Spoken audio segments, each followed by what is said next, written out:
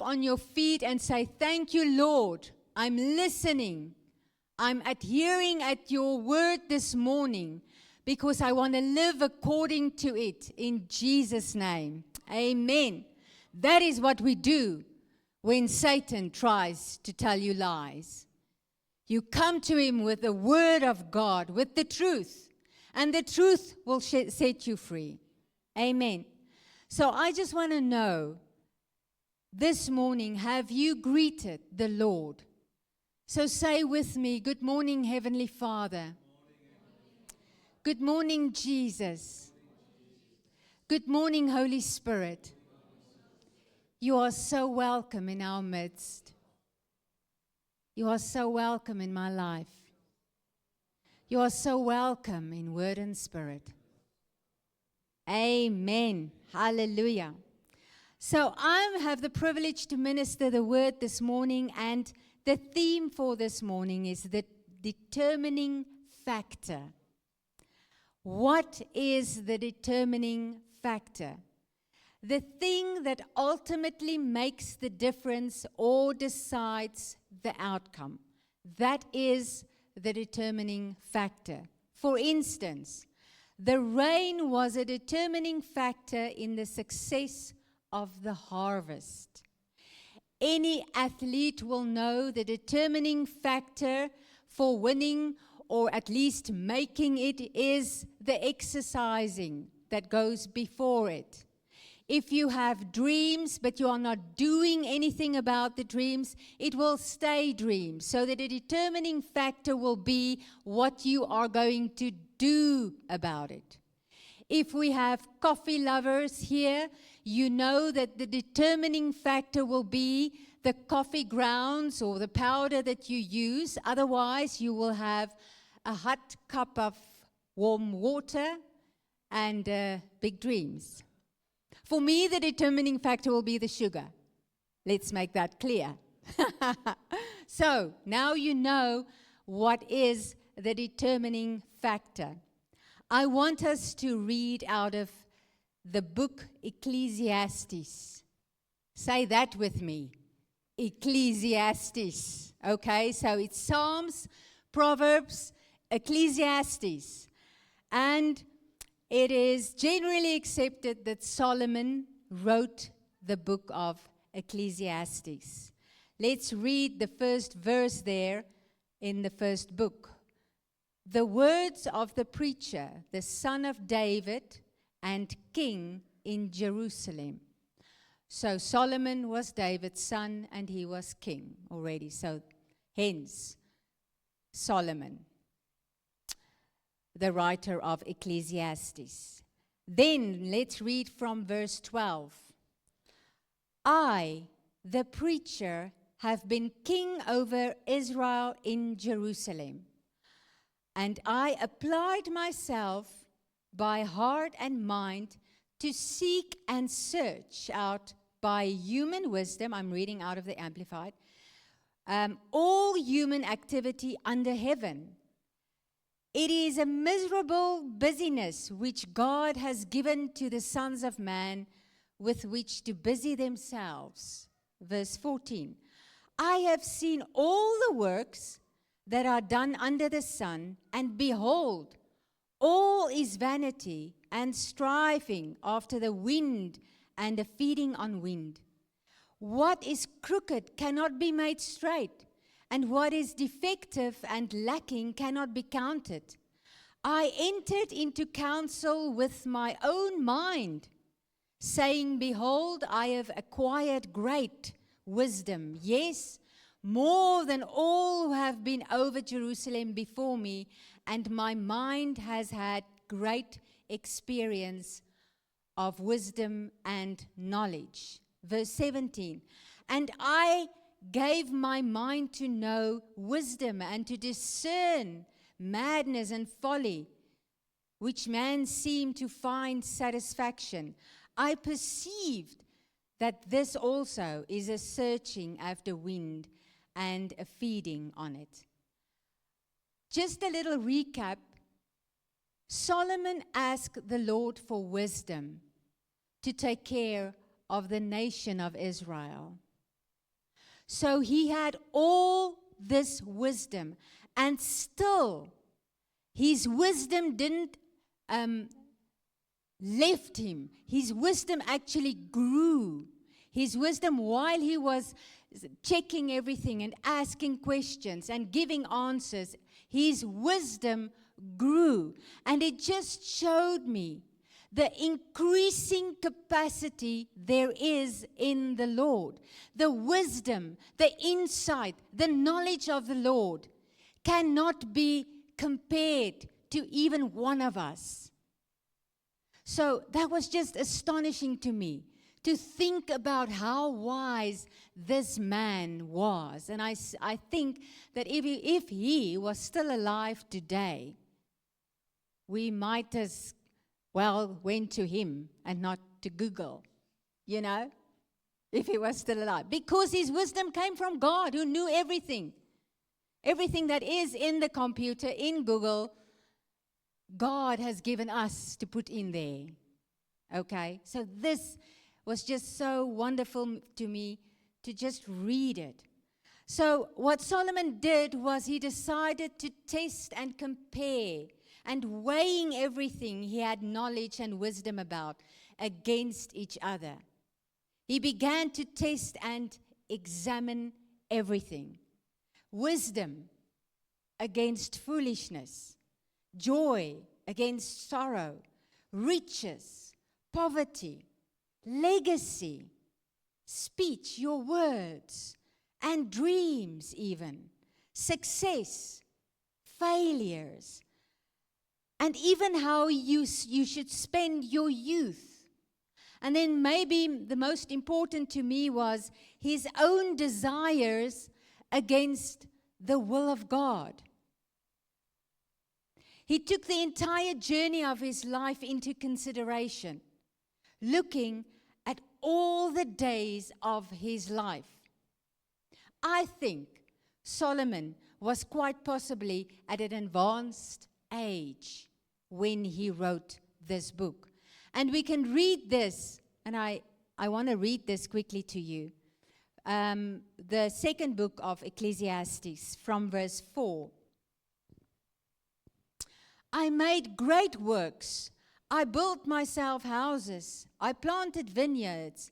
I made for myself gardens and orchards, and I planted in them all kinds of fruit trees.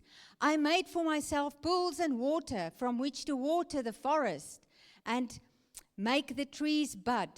I bought men servants and maid servants and had servants born in my house. Also, I had great possessions of herds and flocks, more than any who had been before me in Jerusalem. I also gathered for myself silver and gold, and the treasures of kings and of the provinces. I got for myself men singers and women singers, and the delights of the sons of men, concubines, very many. So I became great and increased more than all who were before me in Jerusalem. Also my wisdom remained with me again and stood by me. So he entered all this data that he had, experiences throughout the years, and we can see now that this did not happen overnight. You cannot build a house overnight and let it stand there the next morning. So with all this data, he put it into the computer. Let's start again. So he entered all the data he had into the computer for analysis and decision making. His computer. Remember, he had no computer. Remember, there wasn't Google. There wasn't ChatGPT. Because God gave him his wisdom. So that's what he did. He took all this data that he had, and he wanted a verdict. Okay, so what? What about this? I've looked at everything. I want a verdict about this. And firstly, he came up with nothing truly will satisfy you on its own.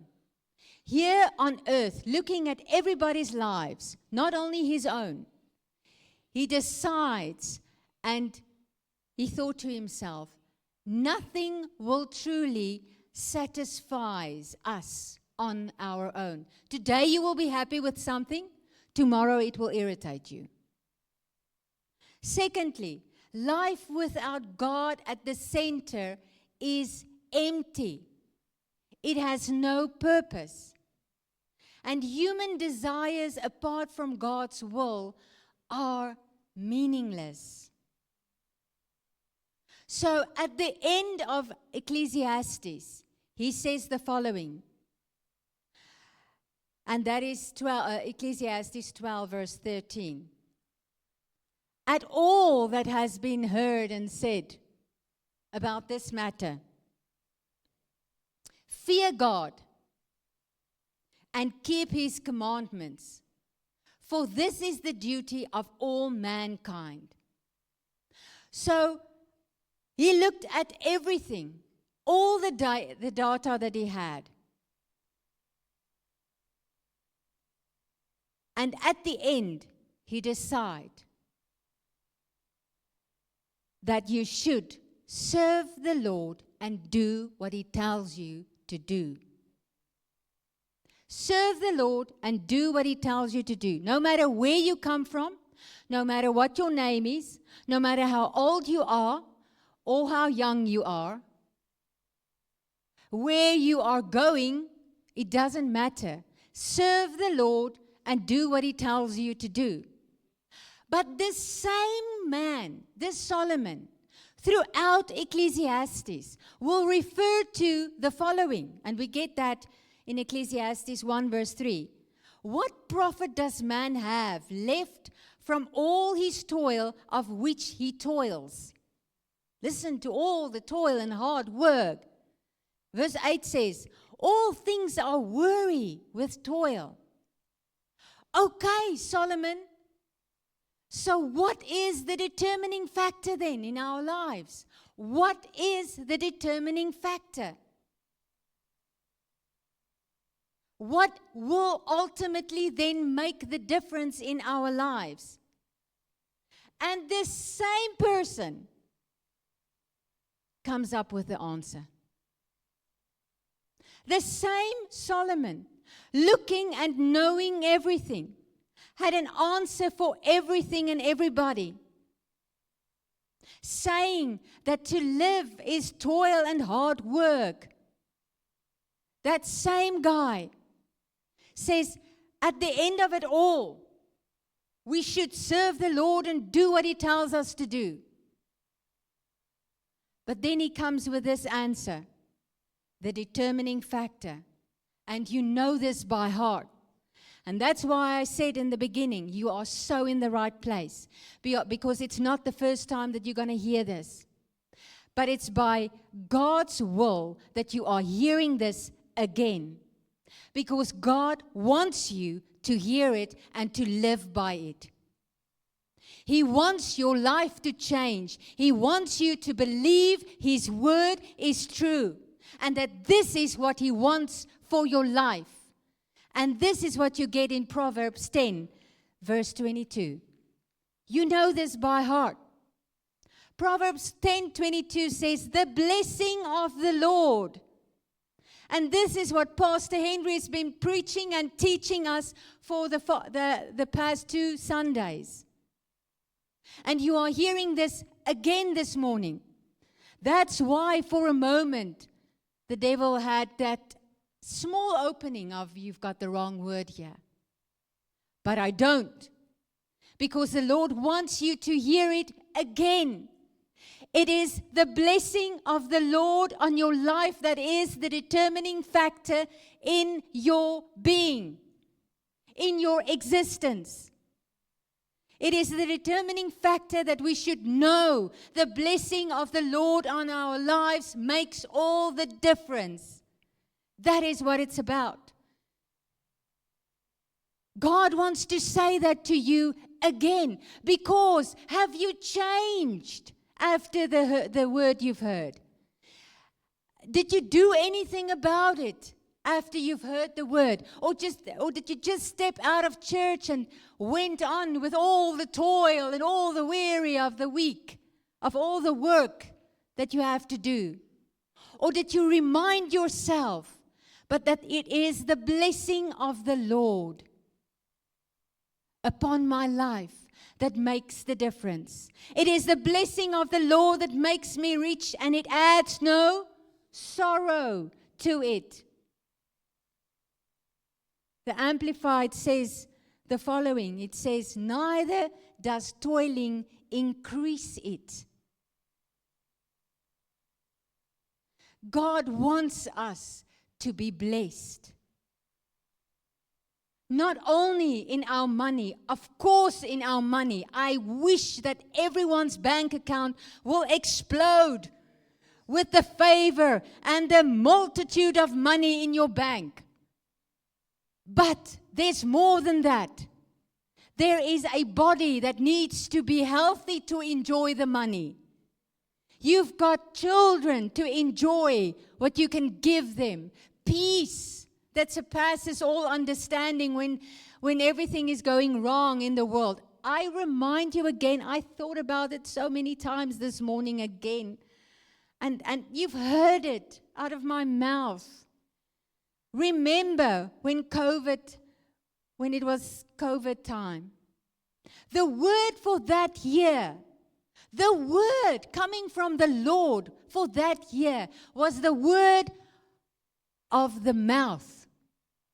And what did the devil do? He closed our mouths. Look what is going on in the world today. Even today. All the wars and the speaking of wars and what is going on in lives, people's uncertainty, and even in our own country, and people are crying and they don't know where to go and what to do. What is the word for this year? The word of more than enough. El Shaddai. God is almighty. To bless you abundantly, far over and above that we can imagine or dream of. You are so in the right place to hear this again, because God wants you to believe His word. Because only His word is the truth. Not what we hear and see on the TV and on the news and over the radio. Come on. That is what God wants you to hear this morning. You are the blessed one. We belong to Him. We take cover in Him. In Jesus' mighty name. Yes, there will be storms, and we do go through storms. Yes, we fall down, all of us. But don't stay down, stand up. God is for you, no matter what you did in your life. God is for you. He wants you blessed. But there's also successes. So what is the determining factor? It is the blessing, the grace, the anointing, His presence in our lives that makes the difference. Remember, the Lord came to Moses and said, go get your brother, Aaron, and his sons. Aaron and his sons. They were the high priests over the nation of Israel. Go get them, because I want them to bless my nation. I want them to bless the people. And we have a high priest in this house. And listen, I'm not making a law out of this. You are the high priest in your own house. You can do the same. But we have Pastor Henry here this morning. And he is the high priest here appointed by God at Word and Spirit. And I want him to come forward. And I want him to release the priestly blessing over your lives. I want you to stand up, close your eyes, stretch out your hands, and receive the priestly blessing. Hallelujah. And the Lord spoke to Moses, saying, say to Aaron and his sons, this is the way you shall bless the Israelites. Let's put in here, this is the way you shall bless Word and Spirit.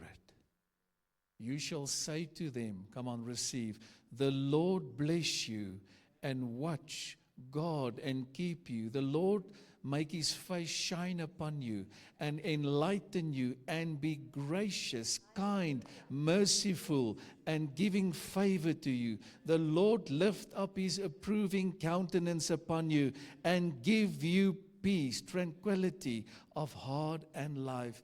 And they shall put my name upon the Israelites. They shall put my name upon Word and Spirit, and I will bless them. Hallelujah. Hallelujah. Hallelujah. Remain standing. I want you to do another thing.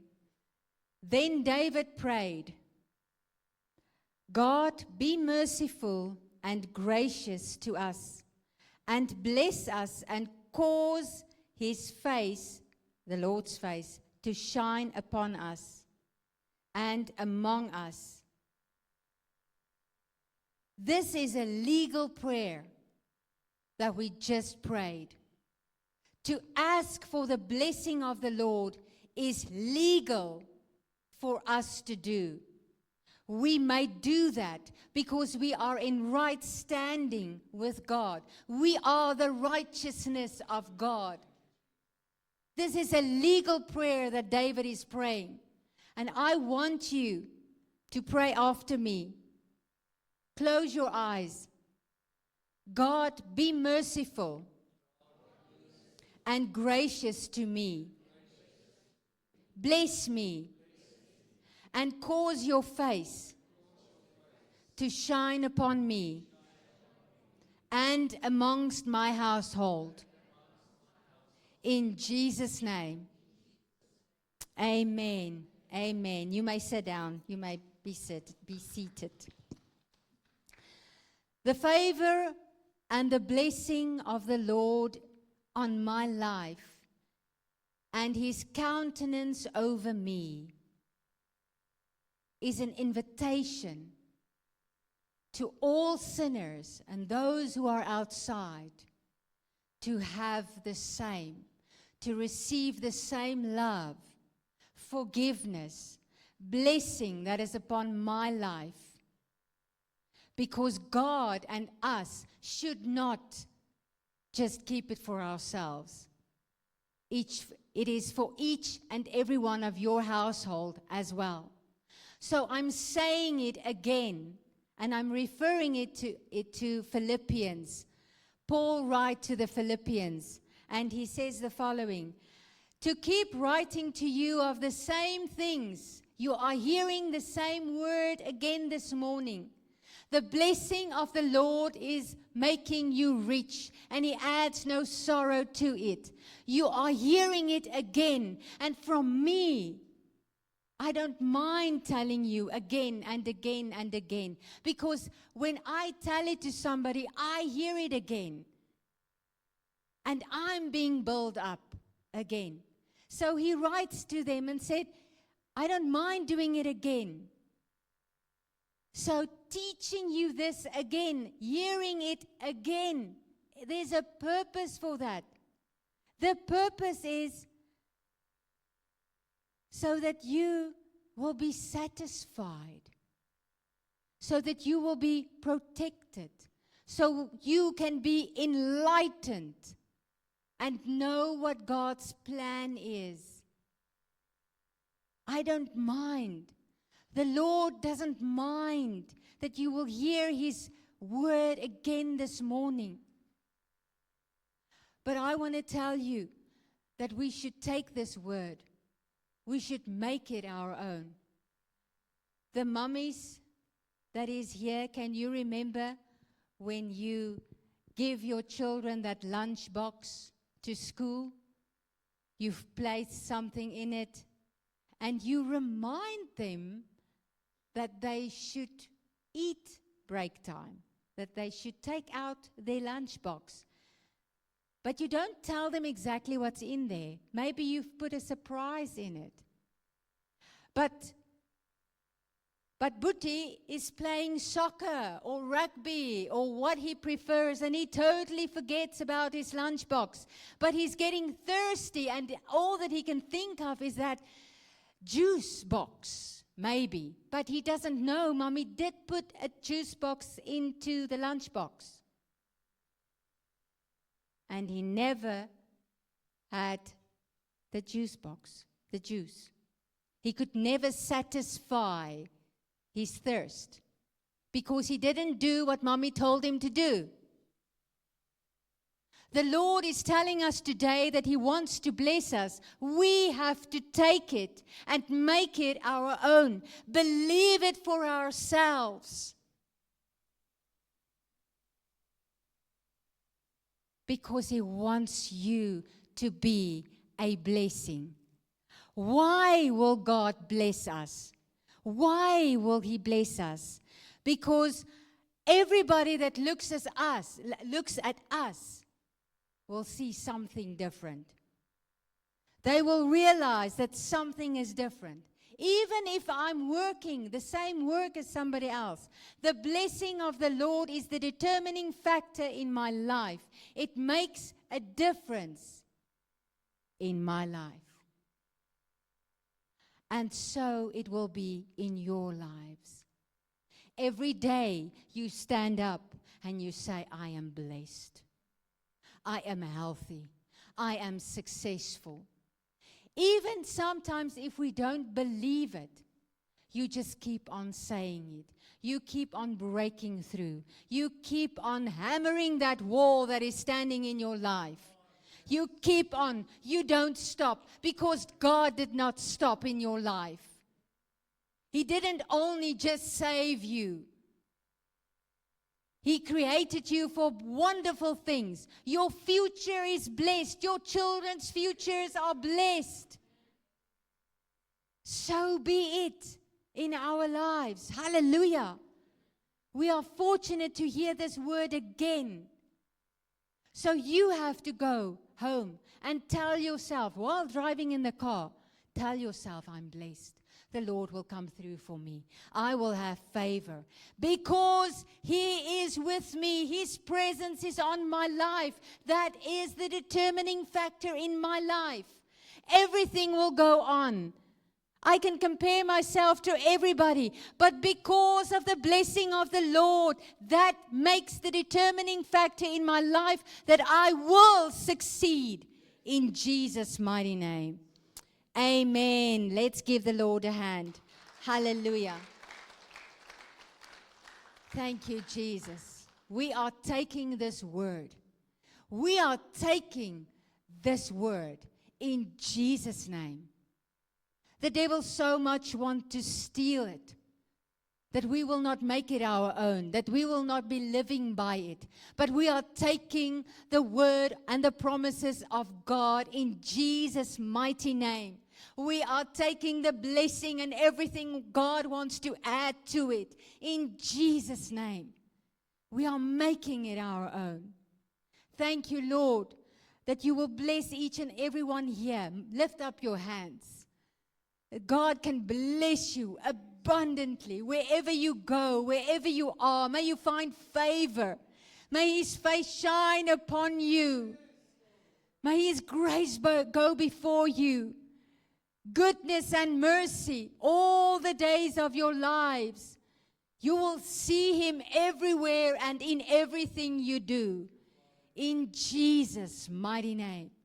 Thank you, Lord. Amen. Amen.